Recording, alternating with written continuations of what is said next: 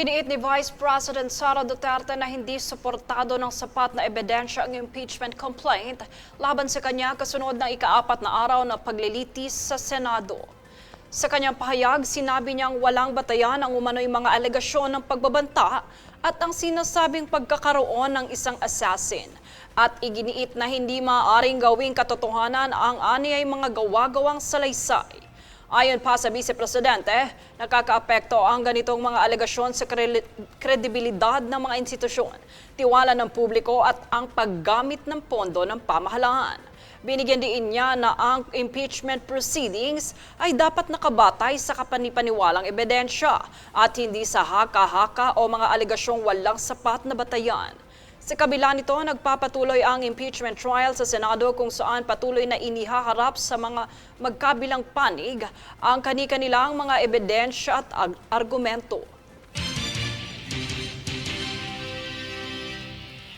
Sa kabilang banda, iginiit ng House Prosecution Panel na lalo pang tumitibay ang mga ebidensyang inihaharap laban kay Vice President Sara Duterte matapos ang kamakailang impeachment trial.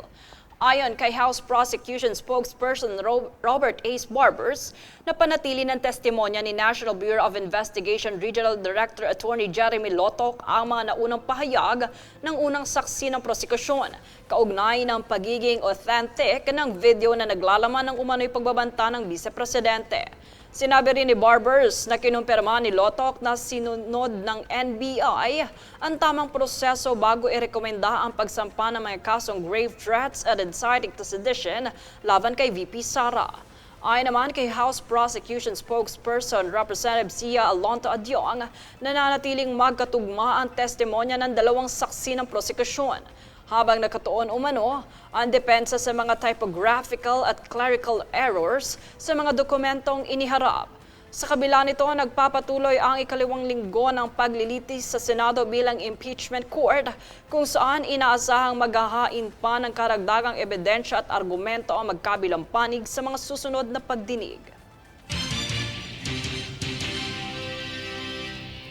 Sa ibang balita, nananawagan ang makabayan na magkaroon ng reversal of conviction sa Talaingog 13 case kasabay ng ikalawang anibersaryo ng hatol laban sa 13 akusado.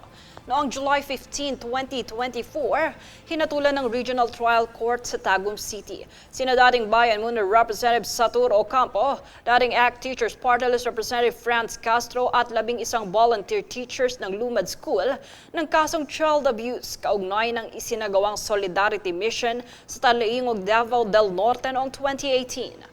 Ayon kay Castro, isinagawa ang misyon upang matiyak ang kaligtasan at pangangailangan ng mga mag-aaral at guro ng Salugpungan Community School sa gitna ng umano'y banta sa kanilang paaralan.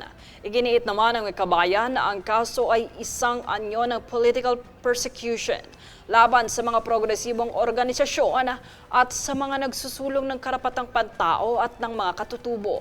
Sinabi rin ng grupo na magpapatuloy ito sa panawagang maibasura ang hatol at mapanagot ang mga responsable sa umano'y paglabag sa karapatang pantao laban sa komunidad ng mga lumad.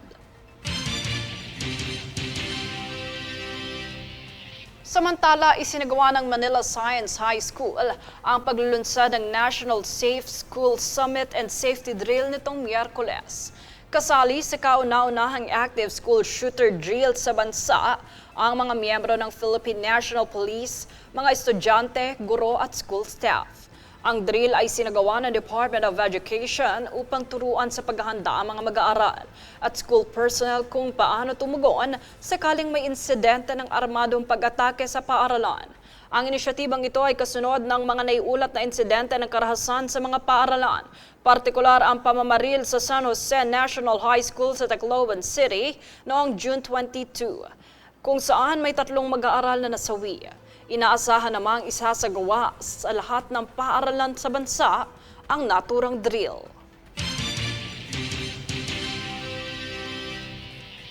Manatiling nakatutok para sa higit pang mga balita sa pagbabalik ng News Force.